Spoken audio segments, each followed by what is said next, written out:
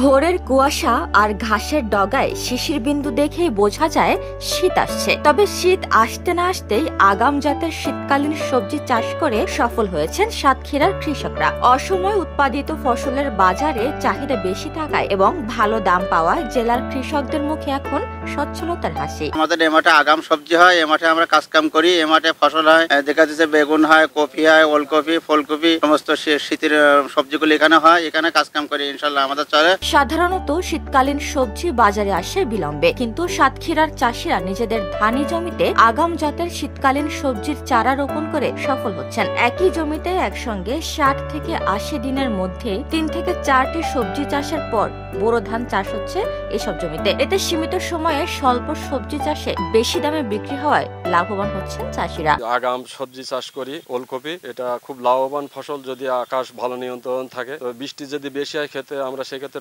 লসে যাই এবং নিড়ানো খরচ বেশি হয়ে যায়। বৃষ্টি হওয়ার পরও এখন যে প্রভাব আছে, যদি বৃষ্টি আগাম না হয় পরবর্তীতে 75 দিন এই যে সবজিটা আমরা লাগাই ওলকপি আগাম শীতের আগে 75 দিন থেকে 80 দিনের ভিতরে এটা বিক্রি করতে পারি আমরা। এবছর সাতক্ষীরার 7 উপজেলায় আগাম শীতকালীন সবজি উৎপাদনের লক্ষ্যমাত্রা 2231 হেক্টর জমি থাকলেও উৎপাদন হয়েছে 2500 হেক্টর জমিতে। এবছর আবহাওয়া অনুকূলে থাকায় এবং উৎপাদন ভালো হওয়ায় বিঘা প্রতি 50 থেকে 60 হাজার টাকা খরচ করে 1.5 থেকে 2 লাখ টাকা পাচ্ছেন চাষিরা। আমরা একসঙ্গে 3টি ফসল করি, বেগুন, ওলকপি আর মূলা উঠে যাওয়ার পরে মনে করেন বেগুন, আর বেগুন সাথে ওলকপি খাতে আবার বেগুন দেয়, সে হলো ওলকপি তোলার পরে বেগুন ওঠে, বুঝছেন। 60 থেকে 65 দিনের মধ্যে ধরন আসে, আমরা 60-65 দিনের মধ্যে বাজারজাত। এ বিষয়ে উপজেলা কৃষি কর্মকর্তা বলছেন, কৃষকদের আগাম জাতের সবজি আবাদ করার জন্য প্রয়োজনীয় পরামর্শ ও প্রযুক্তিগত সহায়তা দেওয়া হচ্ছে। আগাম শীতকালীন সবজি চাষ শেষে তা বাজারজাত